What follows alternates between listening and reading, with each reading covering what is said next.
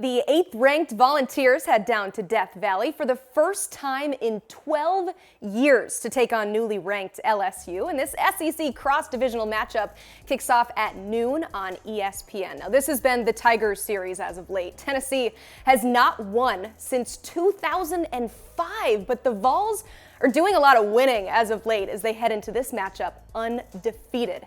So that was the appetizer. Let's get into the full meal with Wes Rucker of Go Vols 24/7 and Sonny Shipp of Go 24/7. Guys, the Big Orange taking a hit on defense this week as Josh Heupel announced senior corner Warren Burrell is out for the season.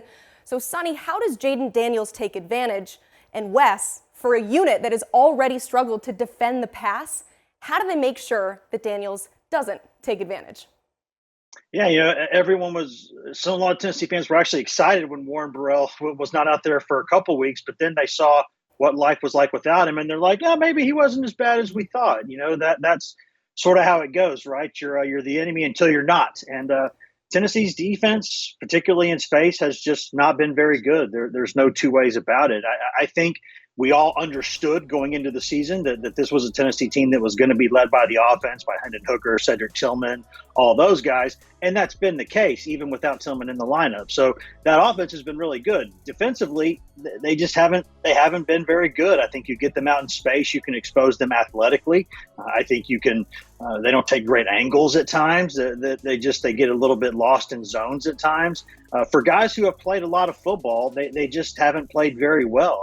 There's no two ways about that. There's no nice way to say that. Tennessee has not been a very good defense, but it does have some good edge rushers. It's got some things that can bother Jaden Daniels, I think, but the plan against Anthony Richardson obviously did not work.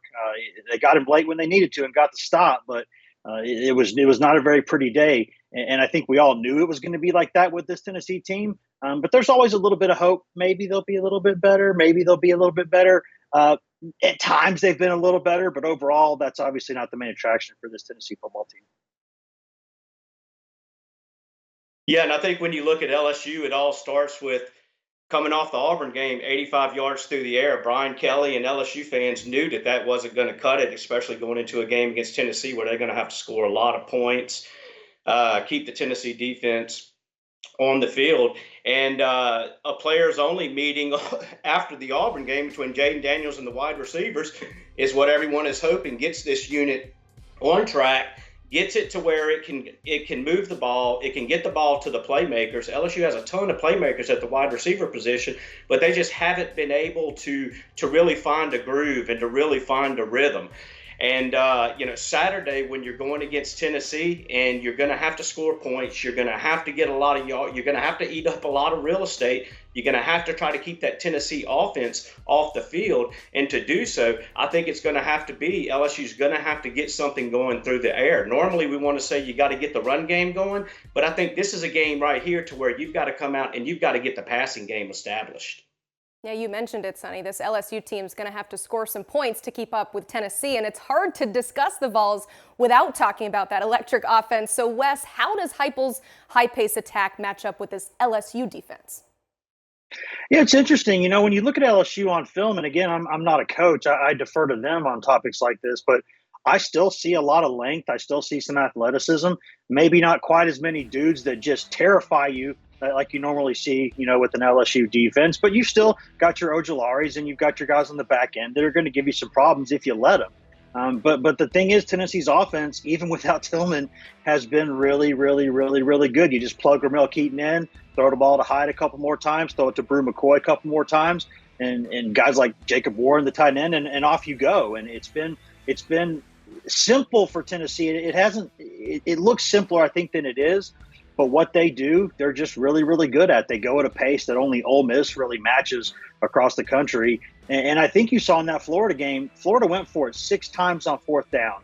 And that was not just because Tennessee's not great defensively. Remember, they stopped them on the first 3 downs. It was because Florida just needed to score to stay in the game with Tennessee. Because if you punt the ball more than 2 or 3 times when you're playing against Tennessee, you're probably going to lose. And I think, Billy Napier knew that. So this offense puts pressure on your defense. It puts pressure on your offense, puts pressure on your coaches. It's designed to make you stress for 60 minutes. And more often than not, it's done that.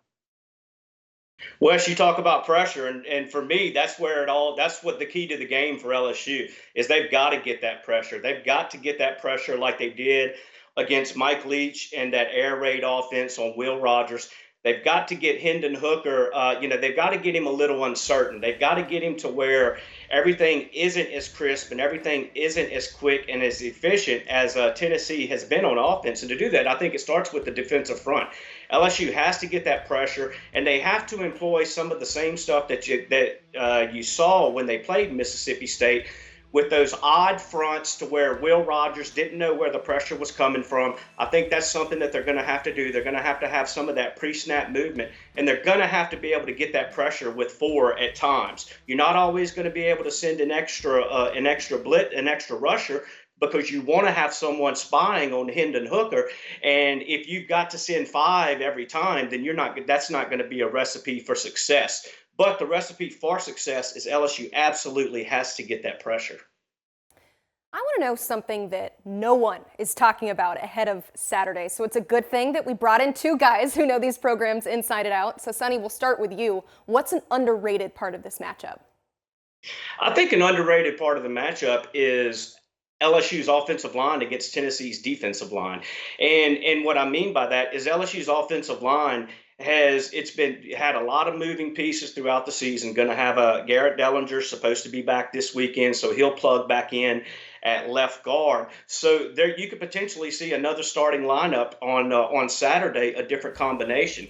So is Tennessee's defensive line able to make LSU's offensive line look like you would think it would look, with 2 true freshmen starting on the edges at right and left tackle, and then as many moving pieces has been moved around that offensive line?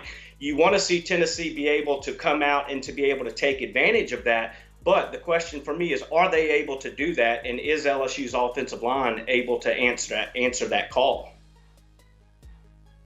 Yeah, I think there's a couple things from my end quickly. One is sort of more to globally speaking, and that's that Tennessee, you can say Tennessee's played a true road game as it did against Pitt this year, but I was there. I was up there that day in the artist formerly known as Heinz Field, and it did not feel like an away game for Tennessee. It didn't feel like a home game, certainly, but it was pretty close to 50-50 at times with the noise. Tennessee's crowd actually gave Pitt's offense some issues with dictating some things in that game.